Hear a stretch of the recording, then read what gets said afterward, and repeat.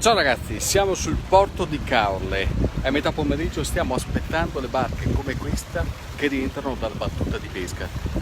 Il pescato verrà portato al mercato dove inizierà l'asta silenziosa, l'asta all'orecchio, un rito antichissimo attraverso il quale viene venduto il pesce ai ristoratori e commercianti, a chi poi lo userà nella gastronomia locale. Ed è una cosa che appartiene alla tradizione più vera di Caorle.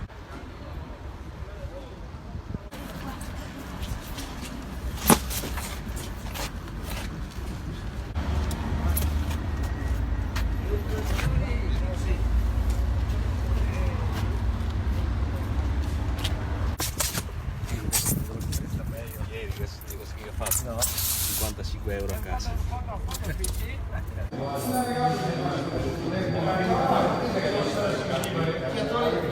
Ahora questo guarda Dicono oggi Le più niente neanche fuori. ma lì è marginamento, cosa dici? una casa intera di sarde rosse, una casa con i sardoni e sarde rosse. Tanto trattiamo sta parte. A casa sarde rosse, c'è una sola.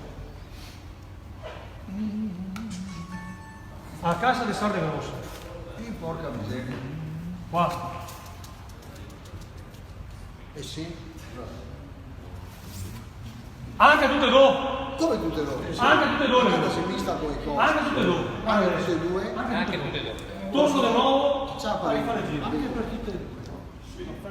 Tutte e due. Ciao per rispetto. Aspetta. Basta già. Ah, scusa. Adesso fa il giro. Aspetta un attimo. Sì, e case.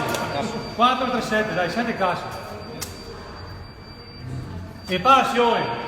Lo sai che buon batte. E passione. Mi hanno detto che dove sono Roma, detto che sono come siete qui. Passione. Ti faccio piacere. Vendo? Ciao Giorgio. 25 e 26. Quante case? Una, questa. Giorgio, tu e tu. A 25 e 26 a Giorgio una. Ultimo giro? Sì, ultimo giro? Ciao. E a 15 e 03 a Giorgio una. Tra Brusali di